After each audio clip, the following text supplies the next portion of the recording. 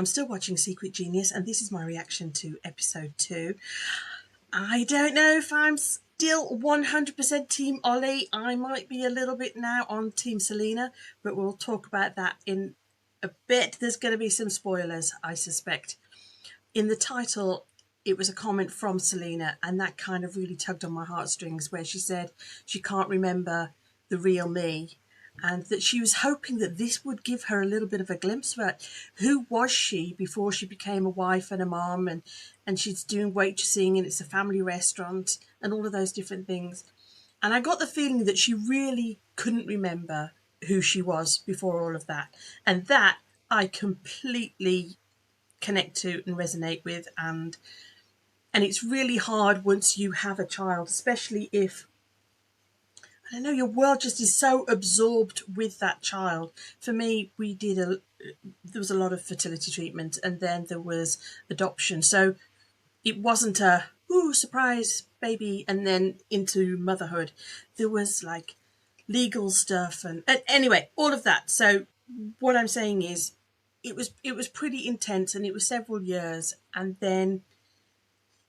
I think part of that is letting go or losing track of who you are. And I just really felt for her that she's wondering if at the end of all of this that she'll have a bit of a glimpse of who she was. But anyway, so I completely was connected to her. It does help that she's super brainy and did all of the quizzes really well. So I'm going to think about others too, because there were others that I really liked. Jess, she was talking about untapped potential. And I thought, I'm going to do a separate video on that because I think that's really interesting. She was particularly talking not about herself, which I thought, again, this whole thing about this show and the type of competitors that are on the show, where they're trying to find out something about themselves, not necessarily beat everybody else. And she was saying about untapped potential of so many people in the world. And I thought, that's really interesting. She probably suspects there's potential in herself, and she's trying to figure this out. But she's just pointing out that there's so many other people. We don't know what a genius looks like. We don't know what somebody else's potential is. I've been watching some videos lately on Instagram, these teachers, and they're saying, your child's not special, and I know a special child, and your child's not a genius, and you know, and all this. And I thought, it drives me nuts, their certainty, the idea that they know somebody's ability and somebody's potential. I just think, no, I'm sure you know a lot of stuff, but you don't know everything, and you certainly don't know the potential of all of these people that are coming before you. So that kind of hit a nerve. But I like Jess. I think she's fun, and I like that she's talking about hidden potential of everybody in the world, not just me. What can I discover about me? And I think that's perfectly fine to want to know about yourself. But I like that she's just wondering aloud about how many other people have not had this element of themselves brought forward. And I have my own thing, which is why I've put it on this video on this channel of mine, about if you can't write or communicate or express yourself and speak and be really good at that, how are other people going to pick up on these different potential things? But anyway, that's my bit of a bugbear about that. So let me just see. There was Andy. Andy is somebody he was saying that he's become unemployed. He's 45. He's just had to move back in with his mom.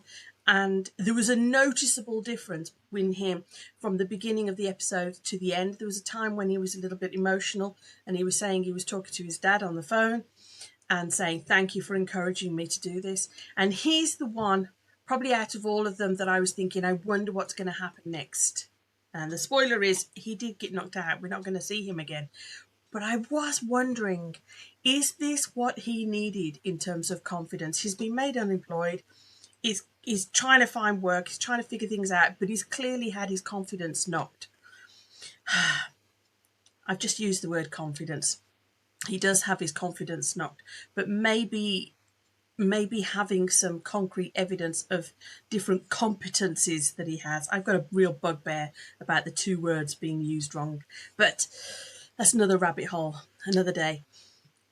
I think I think that it could be really interesting the impact the show has had on him, and I'd be really curious to know what comes up for him later, and whether he does just go and find a job, or whether he makes up a job for himself and starts his own business or something.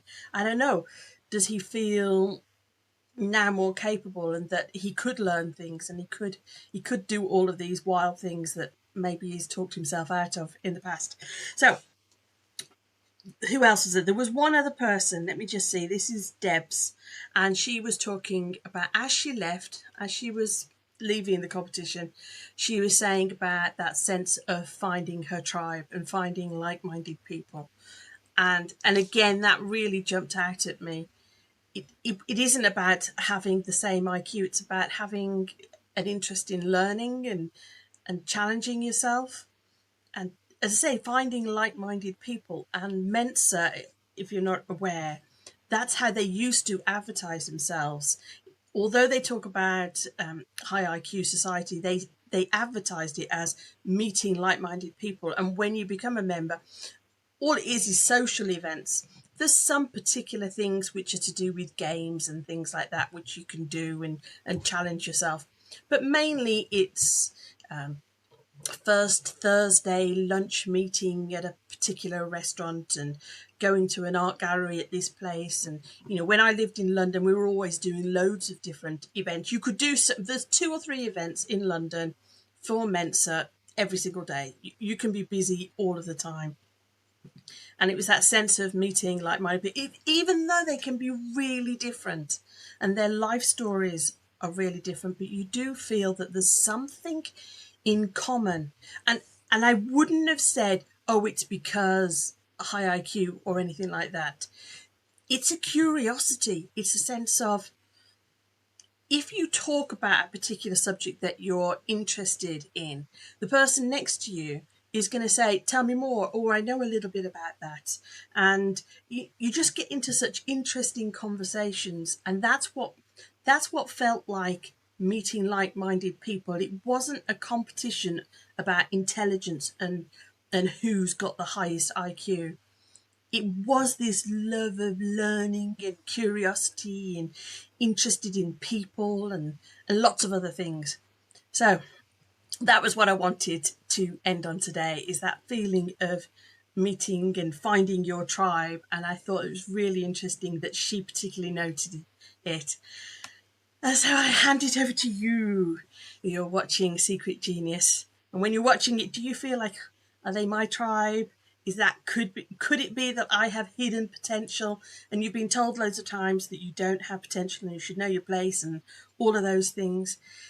I encourage you to just listen and think, maybe these are my people, and maybe it's more about how I held myself back from speaking and saying ideas and things that I was interested in. Maybe that's been the problem, not about intelligence and ability. So stick with us. I'll do more reactions to later episodes. Bye.